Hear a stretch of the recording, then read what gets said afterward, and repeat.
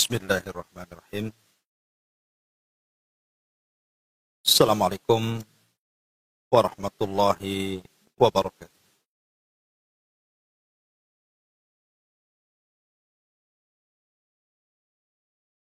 Alhamdulillah. Alhamdulillahilladzi hadana lihadza wa ma kunna linahtadiya laula an hadanallah.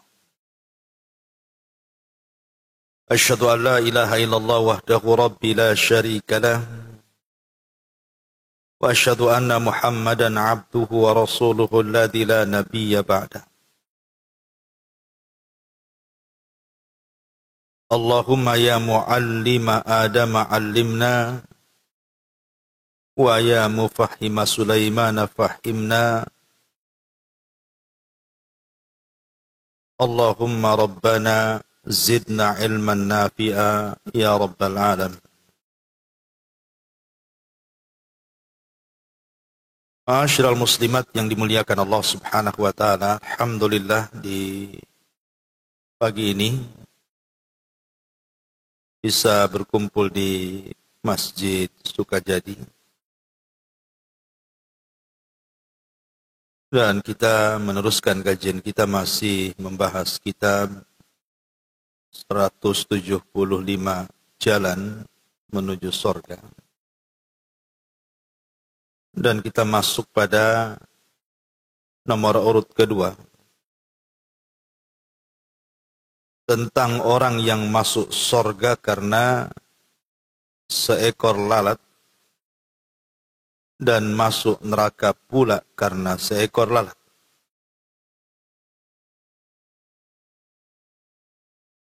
Di sini muallif pengarang mencantumkan beberapa dalil. Kita baca dalilnya baru kita terangkan. Nabi SAW bersabda, "Dakhala rajulun al-jannata fi dhubabin, wa dakhala an-nara rajulun fi dhubabin. Qalu, wa kaifa dhalika ya Rasulullah? Qala marra rajulani ala qaumin lahum sanamun la yujawwizuhu ahadun hatta yuqarribu lahu syai'an. Faqalu li ahadihima qarrib. Qala laysa indi syai'un uqarribuhu. Wa qalu lahu qarrib walau dhubaba. Fa qarraba dhubaba fa khallu sabilahu fa dakhala an-nar. Wa qalu lil akhari qarrib walau dhubaba. Qala ma kuntu liuqarribu li ahadin syai'an dunallahi azza wa jal fa darabu unuqahu fa dakhala al-jannah. Ada seorang laki-laki masuk surga karena seekor lalat. Ada pula seorang laki-laki masuk neraka karena seekor lalat. Mereka para sahabat bertanya, bagaimana demikian dapat terjadi wahai Rasul? Maka Rasul menjawab, ada dua orang laki-laki melewati satu kaum yang memiliki sebuah patung yang tidak boleh dilewati oleh seorang pun kecuali jika dia berkurban apa saja untuk berhala mereka. Mereka berkata kepada salah seorang dari dua orang itu, berkurbanlah. Dia menjawab, aku tidak memiliki apa-apa untuk kukurbankan. Mereka berkata, berkurbanlah walaupun hanya seekor lalat. Dia pun berkurban dengan seekor lalat, lalu mereka melepaskannya. Maka dengan demikian dia masuk ke neraka. Mereka berkata kepada yang lainnya, berkurbanlah walaupun hanya seekor lalat. Yang lainnya berkata, aku tidak akan pernah berkurban kepada siapapun selain Allah, sedikit pun. Mereka pun memenggal lehernya, maka dengan demikian dia masuk ke dalam surga.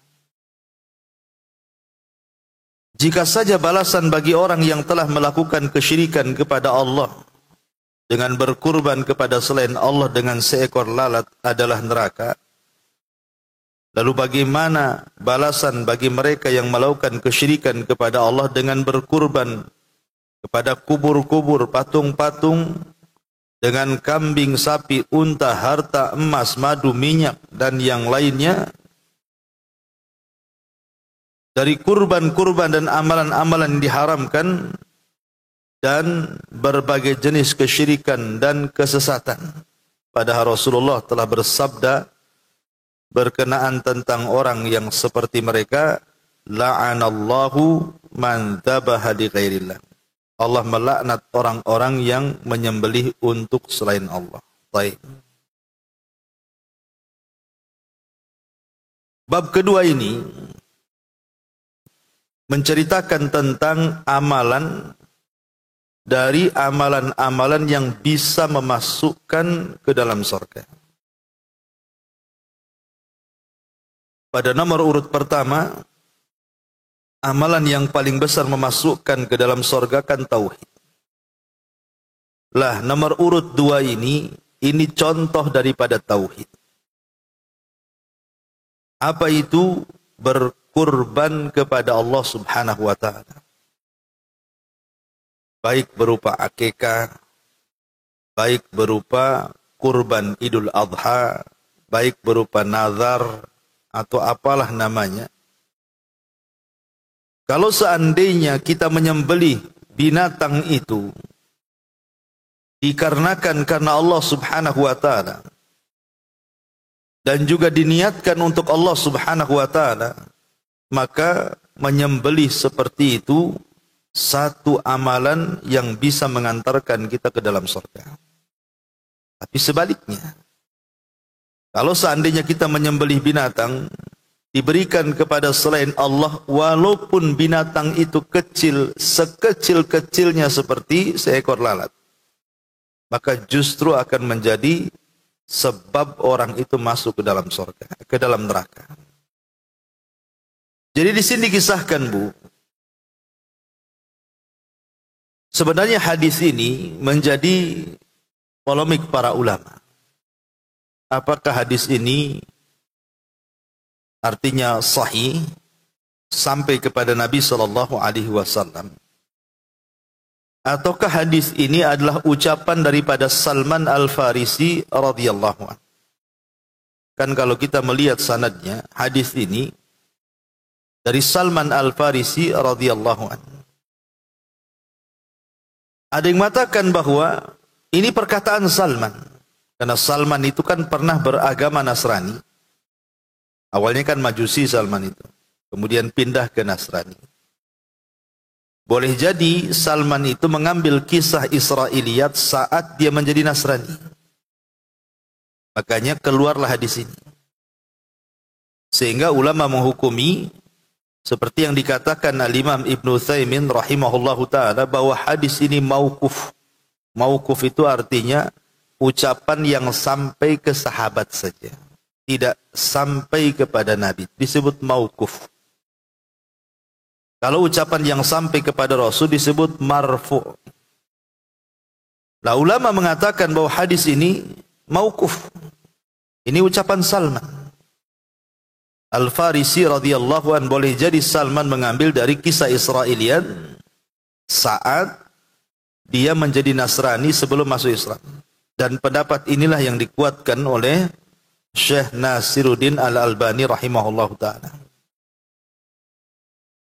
Tetapi memang hadis ini masyhur karena memang dicantumkan di banyak kitab seperti Kitab Tauhid. Dicantumkan hadis ini.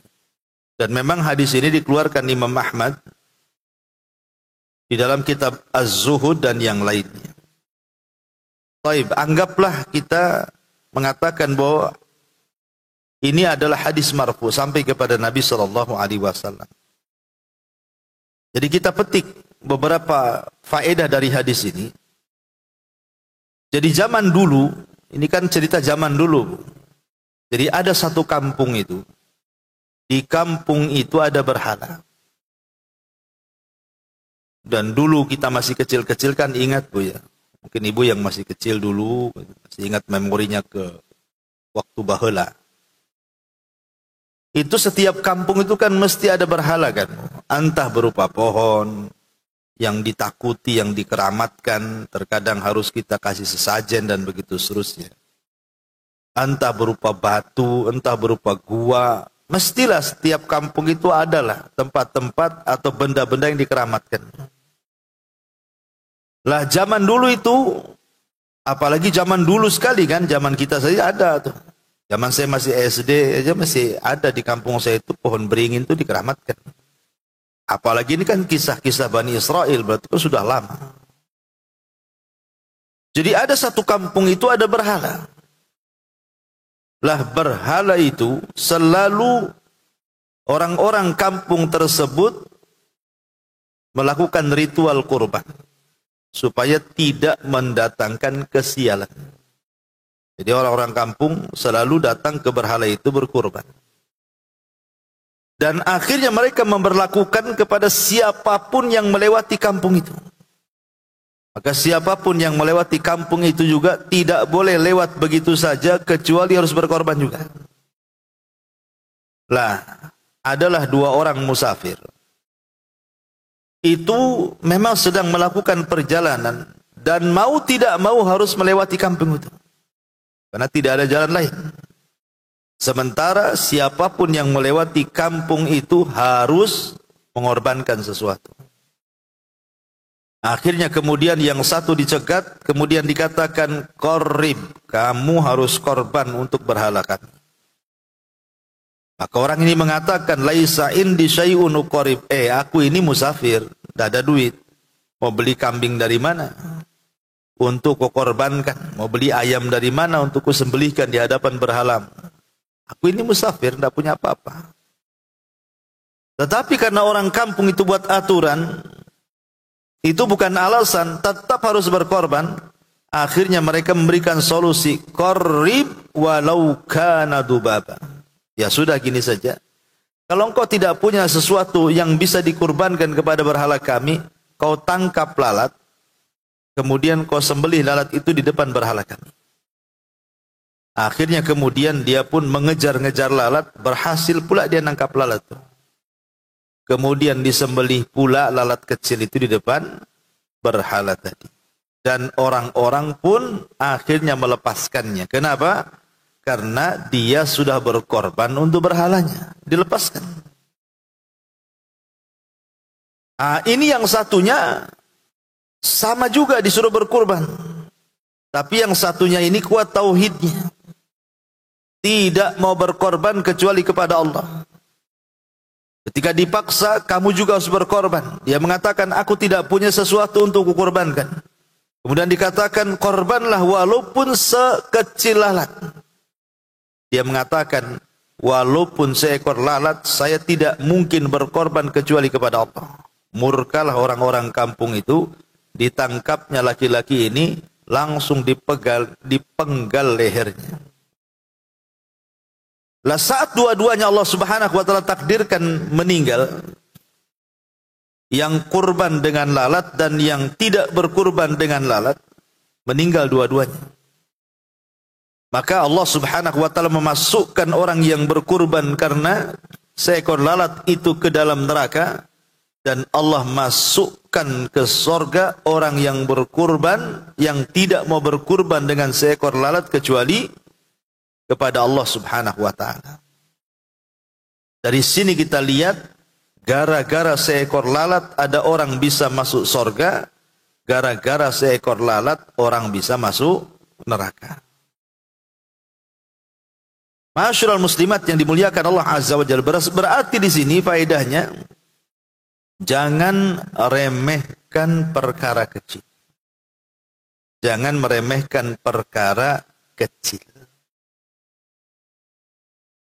Baik perkara kecil ini sebuah dosa, ataupun perkara kecil ini sebuah pahala. Jangan diremehkan dua-duanya. Boleh jadi yang kecil ini, kalau itu kebaikan, dia pula yang membukakan pintu sorga bagi kita. Boleh jadi yang kecil itu sebuah dosa, kemudian kita lakukan, boleh jadi itu pula yang menjadikan kita masuk neraka. Maka jangan remehkan perkara-perkara kecil. Baik urusan dosa, ataupun urusan pahala. Saya contohkan. Dahulu di zaman Bani Israel, ada dua orang yang bersaudara. Yang satu ahli ibadah, yang satu ahli maksiat. Yang ahli ibadah ini baik, Bu. Selalu menasihati saudaranya yang ahli maksiat itu. Tobat kau, jangan maksiat. Udah berhenti maksiatnya. Gak capek ya kau maksiat. Pokoknya dinasihatilah. Bagus sampai di sini. Karena memang kewajiban orang baik menasihati orang jahat. Masalahnya, entah kenapa, saudara yang dinasihatinya itu, dia terus melakukan kejahatan, terus melakukan kemaksiatan di hadapan orang ahli ibadah ini. Akhirnya orang ahli ibadah ini marah. Mungkin menurut dia sudah tidak bisa ditolerir kemaksiatannya. Karena sudah terlampau banyak maksiat dan terlampau banyak nasihat tadi dengar. Marah dia, akhirnya dia mengucapkan kalimat yang menjungkir balikan dunia dan akhirat. Yang harusnya dia masuk surga, dia pula masuk neraka. Apa itu? Dia bersumpah kepada Allah Azza wa Jal, wallahi illam tatub la yaghfirallahu lak. Demi Allah dia bilang, kalau engkau tidak bertobat, maka Allah tidak akan ampuni dosamu. Wallahi illam tatub, demi Allah kalau engkau tidak bertobat, Allah akan masukkan kau ke neraka. Jadi dia mengatakan bahwa Allah tidak akan mengampuni dosanya. Yang kedua, dia memvonis bahwa dia akan masuk neraka. Bersumpah lagi. Akhirnya kemudian Allah takdirkan meninggallah yang ahli ibadah dan ahli maksiat ini. Yang ahli maksiat pula dimasukkan ke surga. Yang ahli ibadah pula dimasukkan ke neraka. Kenapa coba? Ya tadi ini bukan perkara besar, perkara kecil. Hanya gara-gara emosi, kemudian melontarkan satu kalimat tanpa sadar diucapkan, kalimat itu membuat Allah murka. Apa kalimatnya? Sumpah dia. Demi Allah, kalau engkau tidak tobat, Allah tidak akan ampuni dosamu. Seolah-olah apa? Dia pula yang memerintahkan Allah agar Allah tidak mengampuni dosa orang. Allah tidak bisa diperintah-perintah. Ya. Dan ampunan itu milik Allah. Dia memvonis orang itu tidak akan diampuni, sementara Allah itu Ghafur, Maha Pengampun. Coba ini kan perkara remeh sebenarnya. Ucapan yang diucapkan tanpa sadar, itu pun hanya beberapa kalimat saja. Tapi sudah menjungkir balikan dunia dan akhirat dia kan. Harusnya dia masuk surga, dimasukkan pula ke neraka. Nah, ini menunjukkan bahwa perkara-perkara kecil ini jangan diremehkan. Terkadang bisa menjadi penyebab orang bisa masuk neraka. Atau contoh yang lain. Seseorang diazab oleh Allah Subhanahu wa taala di kuburannya gara-gara kencing. Nabi sallallahu alaihi wasallam satu hari lewat di kuburan. Tiba-tiba Nabi sallallahu alaihi wasallam melihat kok ada dua kuburan itu nampaknya ada masalah. Rupanya Rasul diperdengarkan dua kuburan itu penghuninya sedang diazab. Dan itu mukjizat, Bu ya. Akhirnya Nabi sallallahu alaihi wasallam kemudian mengambil pelepah kurma dan dibeset jadi dua.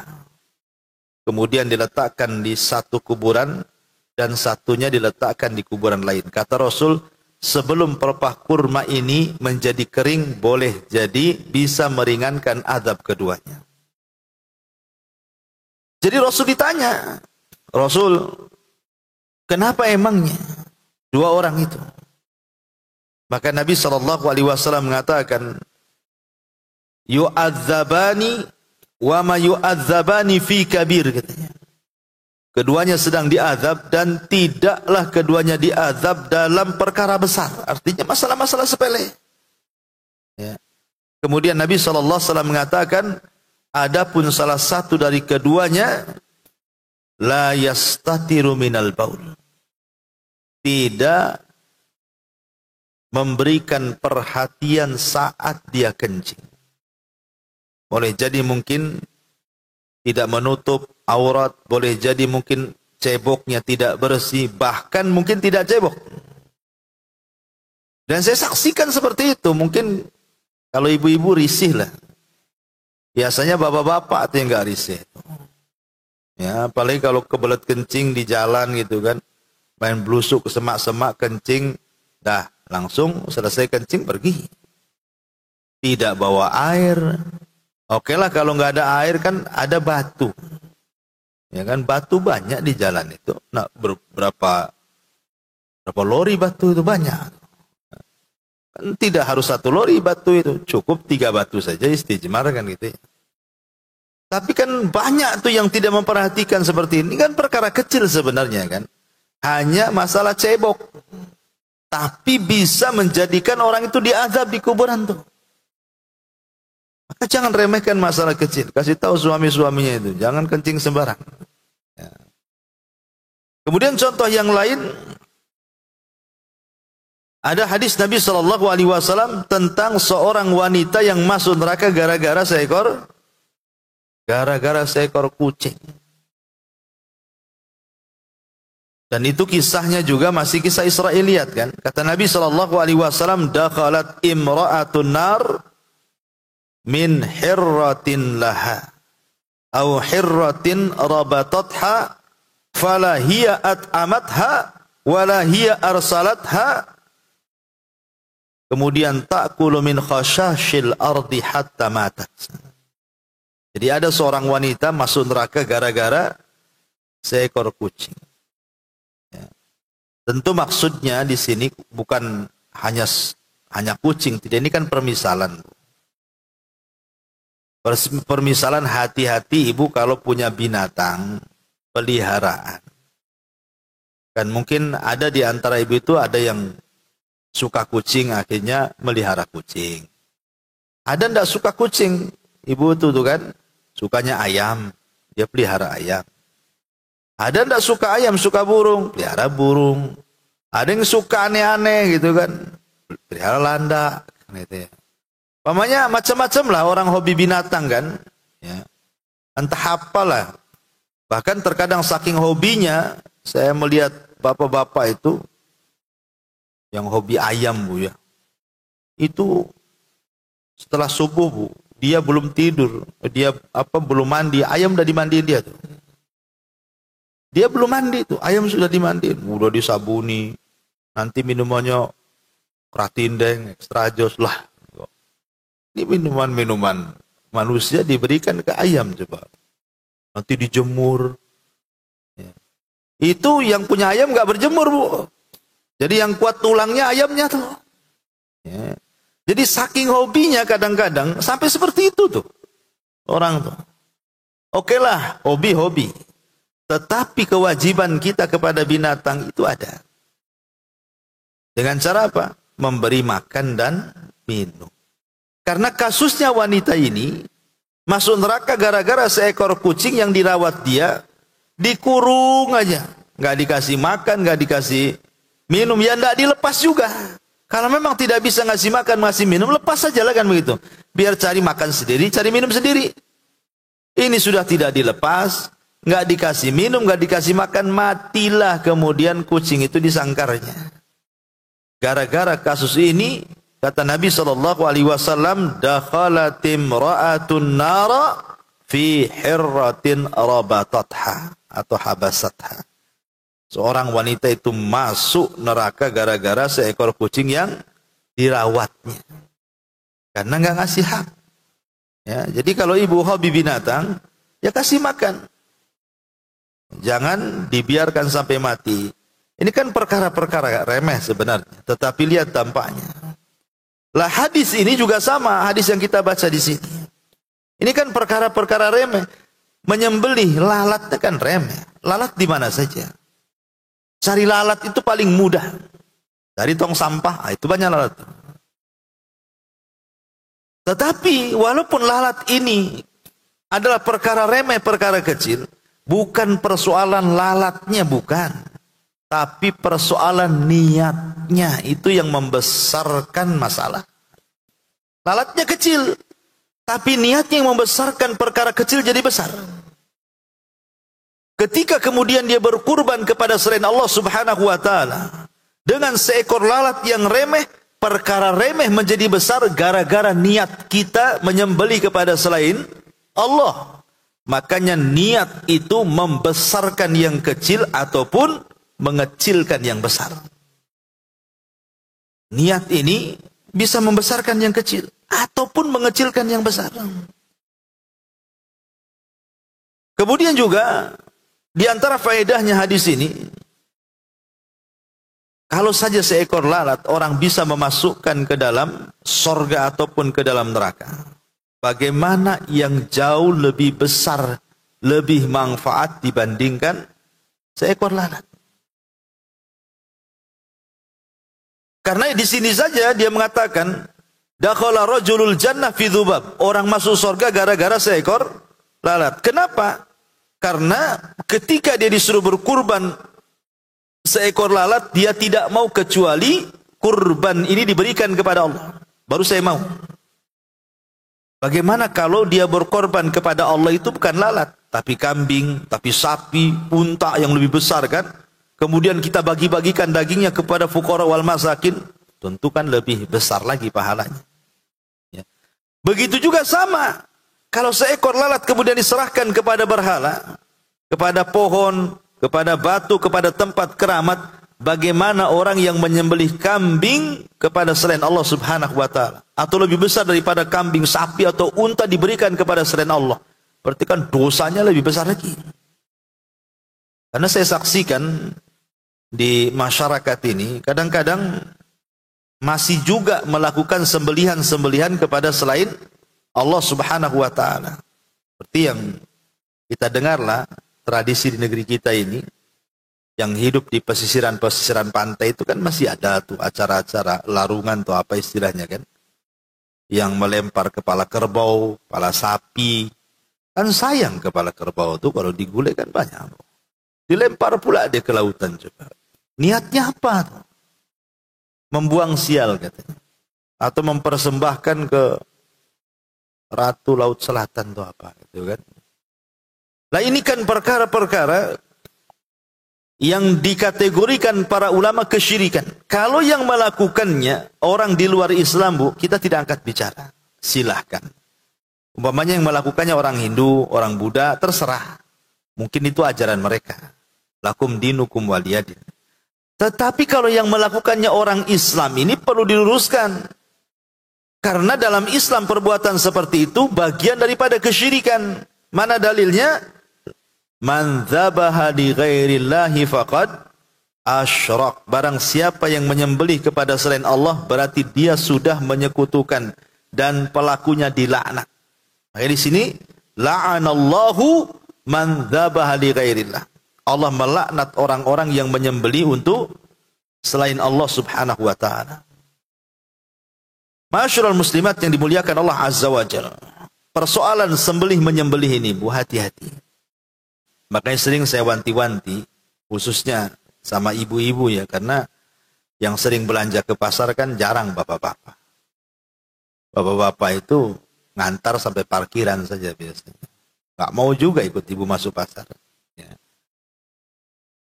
Jadi kalau masuk ke pasar, Bu, mau beli daging kambing, mau beli daging ayam, daging sapi, terserah. Yang penting ada kaitan dengan sembelihan. Kalau selain itu sayuran, buah-buahan terserah. Mau beli sama siapa saja nggak apa-apa.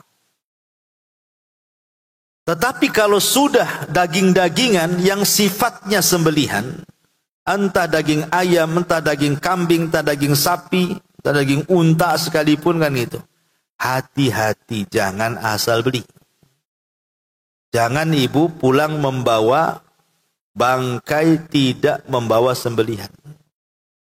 Kan banyak orang itu pulang bukan bawa sembelihan yang bisa dimakan oleh dia dan keluarganya, pulang pula bawa bangkai yang diharamkan. Dan itu terkadang tidak sadar. Gimana caranya dan kok bisa? Ya, ketika asal beli, Bu. Makanya kalau masuk ke pasar, Bu, perhatikan satu tempat orang yang jual. Yang kedua juga orang yang jualan. Tempatnya kita perhatikan, orang yang jualannya pun kita perhatikan. Karena Islam itu kan melihat dohir, Bu. Kita tidak mungkin melihat batin. Tapi kita melihat dohir. Dulu di zaman Rasul, ada seorang sahabat datang kepada Nabi SAW ingin menyembelih seekor unta di sebuah tempat namanya Bawana atau Buwana. Bawana atau Buwana, satu tempat. Dia ingin menyembelih di tempat itu karena pernah nazar masalahnya. Datang dia kepada Rasul. Rasul, saya pernah nazar akan menyembelih seekor unta di sebuah tempat namanya Buwana atau Bawana. Kata Nabi SAW, saya ingin tanya dua hal. Apakah di Buwana itu terdapat acara-acara yang biasa dirayakan orang-orang musyrik? Kemudian sahabat ini mengatakan, tidak ada Rasul, steril. Tidak ada acara-acara itu. Oke. Pertanyaan yang kedua. Apakah di Buwana, tempat yang akan kau jadikan sembelihan nazarmu itu, terdapat berhala? Yang berhala itu masih aktif disembah orang-orang musyrik? Kata sahabat ini, steril wahai Rasul, tidak ada. Kalau tidak ada dua-duanya, sembelihlah untamu di tempat itu. Berarti di sini ada dua perkara kan, Bu? Yang harus diperhatikan. Satu tempat. Ya. Ada enggak di situ berhala-berhala yang bertengger, Bu? Ibu kalau ke pasar, tengok tuh di toko yang jualan daging itu. Ada berhalanya enggak di situ? Berhala-berhala yang biasa disembah oleh orang-orang di luar daripada Islam. Ya. Entah atribut-atribut apa kan ataupun persembahan-persembahan apa di situ kan. Nah, itu satu. Kalau itu tidak ada, berarti steril lah itu tempat tuh. Yang kedua, lihat yang jual. Kalau yang jual ini zahirnya dia muslim, mungkin ibu tidak perlu tanya kamu muslimnya, tidak. Tapi lihat zahirnya, nampak pakai peci, pakai koko gitu ya. Pakai jubah, nampak nih ada tasbih, kalung gitu. Nah, pokoknya zahirnya kita 70% yakin dia muslim. Lah zahirnya kan, beli. Kalau nampak zahirnya muslim, yang kedua tempatnya steril tidak ada berhala, beli. Ini enggak gara-gara beda 1.000 perak. Ya, nampak pula ini lebih murah. Asal beli saja. Udah ada berhalanya di situ. Yang jual pula nggak jelas kan itu ya. Nah, itulah yang harus dipahami kalau ke pasar itu. Nggak apa-apalah. Beda 2-3 ribu nggak ada masalah, Bu. Khusus masalah beli ayam, beli kambing, beli sapi, jangan dipermasalahkan beda 1.000-2.000 tuh. Daripada pulang bawa bangkai, bagus pulang bawa sembelihan. Karena itu masalahnya yang akan dikonsumsi keluarga. Nah, kalau yang lain nggak apa-apa ibu rewel. Beli buah-buahan beda 1.000, malas tuh mahal. Beli sayur beda 500 saja pindah langganan. Terserahlah kalau itu. Ya. Karena kalau itu dimanapun beli tidak ada masalah. Tapi tolong kalau soal sembelihan, jangan asal-asalan. Karena begini, Bu, Kalau saya kategorikan persoalan sembelihan ini, ada beberapa kategori ya. Satu, ada orang ketika menyembelih, umpamanya ibu nyembelih hewan, ayam, kambing atau apa ya. Ketika disembelih, ibu baca bismillah. Bismillah, ngorok layam.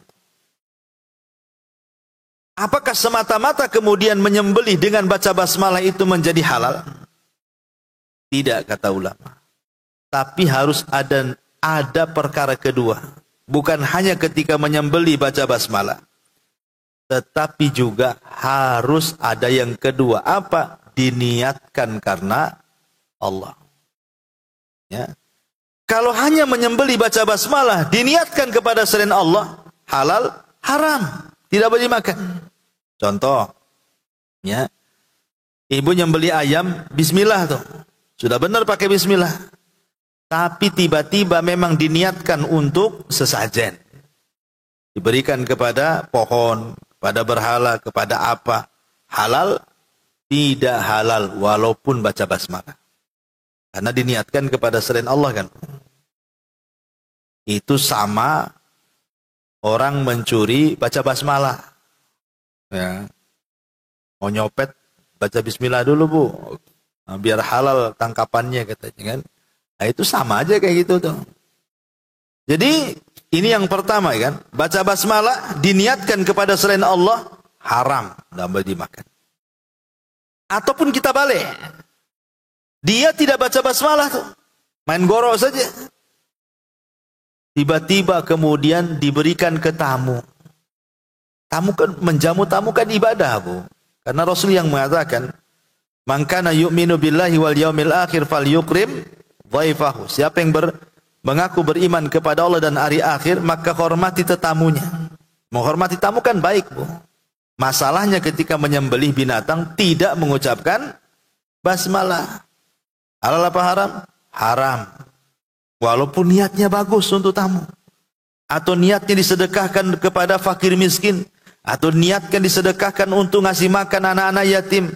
Tapi ketika menyembelihnya tidak baca basmalah, haram juga sembelihannya. Kalau yang pertama, baca basmalah, tapi diniatkan kepada selain Allah, haram sembelihannya. Yang kedua, dibalik nih, tidak baca basmalah, diniatkan pula karena Allah, tetap haram.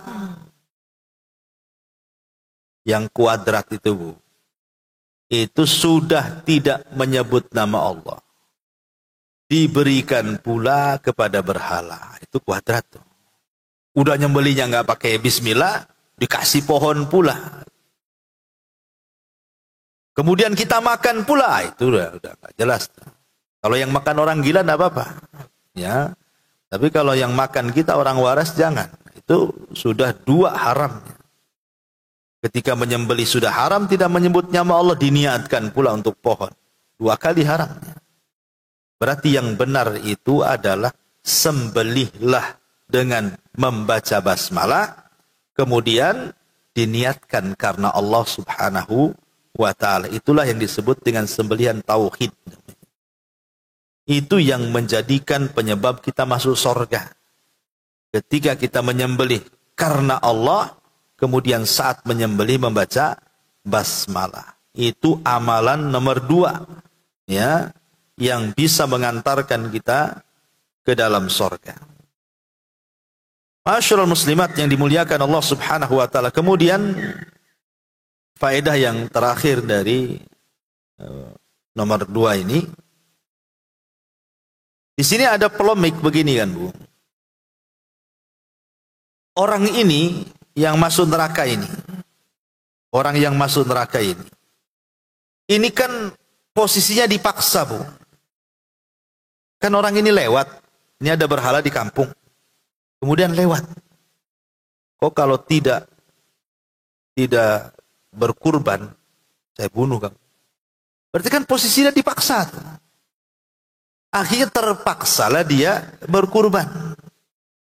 Kemudian Allah takdirkan meninggal. Kenapa dimasukkan ke neraka? Kan dia melakukannya kan terpaksa.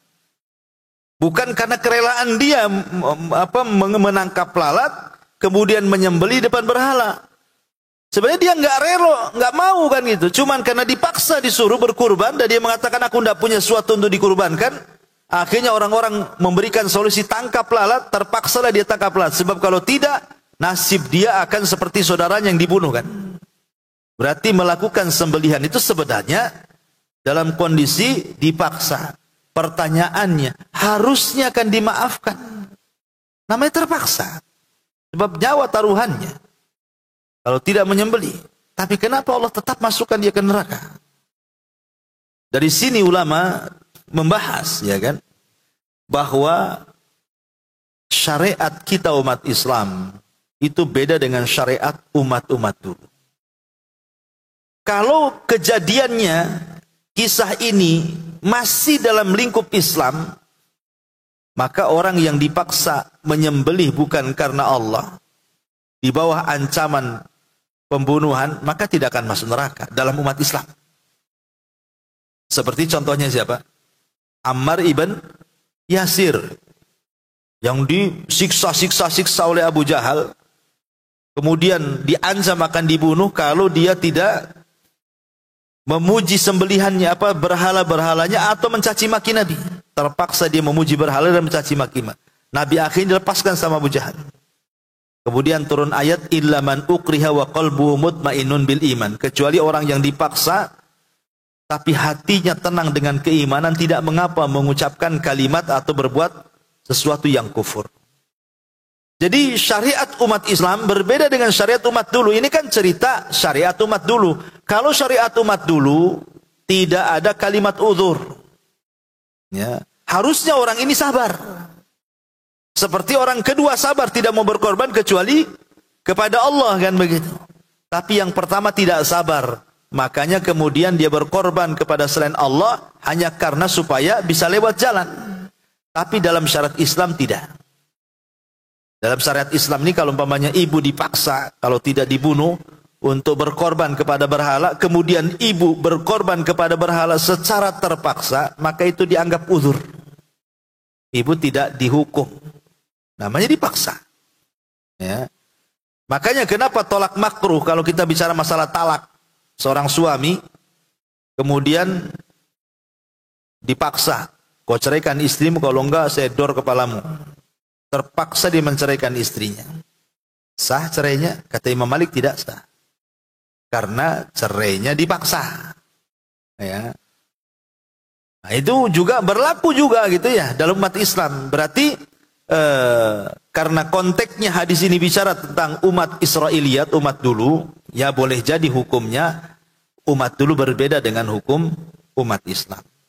Wallahu alam, ini yang bisa kita ambil petik dari pelajaran nomor 2 tentang orang yang masuk surga karena seekor lalat dan masuk neraka pula karena seekor lalat. Baik, sebelum saya tutup, kalau ada yang bertanya silakan.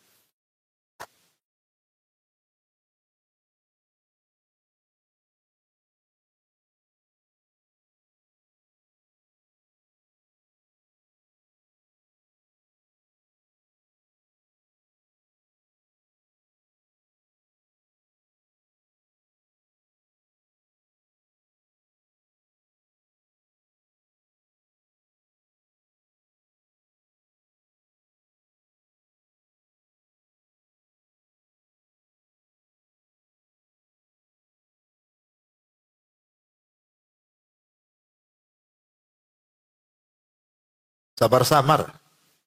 Ada 2 aja, mungkin saya yang budek gitu ya.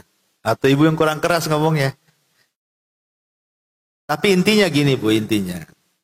Kalau memang beli sembelihan di pasar dan itu sudah berupa es-esan gitu ya. Sudah memang tidak disembeli kan, memang sudah beku gitu kan. Maka yang perlu ibu perhatikan label halalnya saja. Yang itu Ustadz, Afwan Ustadz, yang kan lalu saya baca, yang pernah baca-baca, kalau yang di surat Al-Maidah itu Ustadz, yang halal bagimu sembelihan ahli kitab itu Ustadz. Oke. Itu terus dan selanjutnya, terus lalu saya baca katanya kalau ahli kitab dahulu dan yang sekarang itu sama-sama sudah kafir gitu. Jadi maksudnya yang dulu kan pada zaman Nabi ahli kitab dahulu itu kafir, tapi diperbolehkan gitu, ada yang hadis Nabi diberi kambing itu Ustadz sama Iya. wanita itu kan Ustadz. Nah itu berlaku juga di zaman sekarang gitu Ustadz. Iya. Gimana Ustadz? Intinya bahwa masalah sembelihan ahli kitab itu sebenarnya ayat itu umum sampai kiamat. Tidak mungkin ayat itu dibatasi sampai turunnya ayat itu saja di zaman Nabi, kan mustahil. Namanya hukum itu akan berlaku sampai hari ini bahkan sampai kiamat. Namanya hukum itu tidak mungkin terbatasi ruang lingkup dan waktu dan zaman.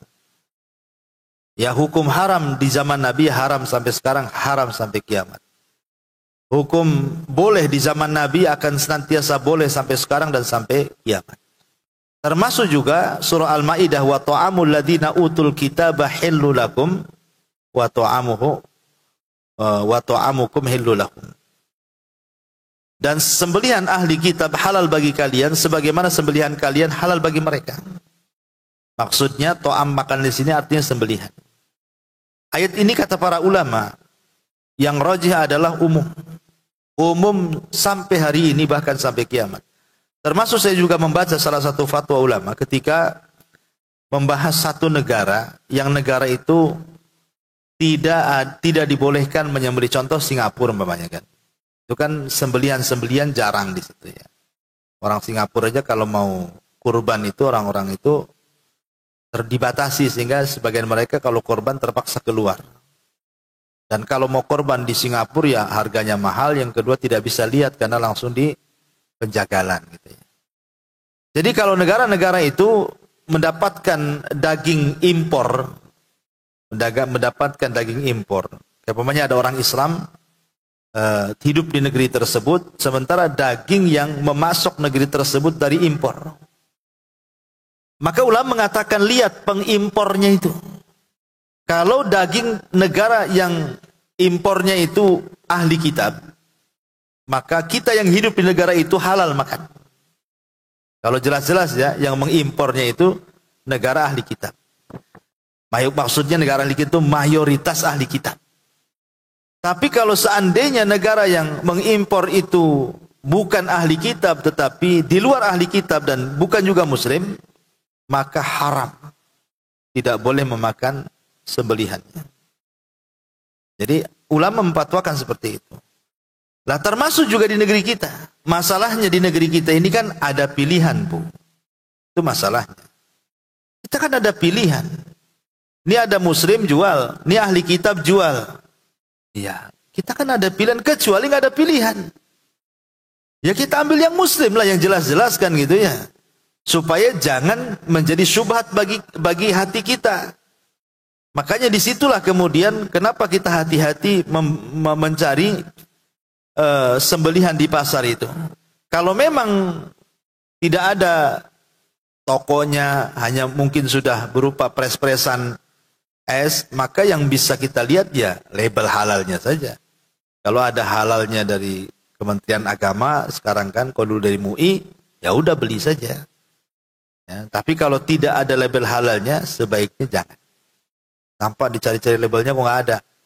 Cari yang ada labelnya. Karena kita berhukum dengan hukum zahir. Wallahu a'lam. Ada tambahan Ustadz. Iya. Yang jadi ada teman sebelah nanya, kalau yang menikahi ahli kitab tambahan yang di surat Al-Maidah itu gimana Ustadz? Yang menikahi ahli kitab itu harus yang laki-lakinya dari Islam. Gimana Ustadz? Laki-lakinya dari Islam, wanitanya dari ahli kitab gak apa-apa. Itu. Tetapi kalau perempuannya dari kita, dari Islam, laki-lakinya dari mereka tak boleh. Islam melarang. Itu ya. Boleh ya Ustadz ya? Maksudnya kayak pemuda Islam menikahi perempuan. Boleh, tapi dengan syariat Islam. Bukan nikah di gereja ya. Ustadz, jazakallah ya. Iya, jadi nikahnya harus secara Islam. Wanitanya terserah mau ahli kitab, mau Yahudi, mau Nasrani apa-apa. Tapi sistem pernikahannya harus sistem pernikahan Islam. Walaupun perempuan itu tidak memeluk Islam, tidak ada masalah, tapi harus ikut tunduk kepada syariat Islam. Bukan kita pula tunduk beribadah di tempat ibadah mereka. Karena akan berbeda ritual mereka dengan ritual kita. Kita ini agama tauhid. Mereka bukan agama tauhid. Mereka mengatakan Isa itu Tuhan.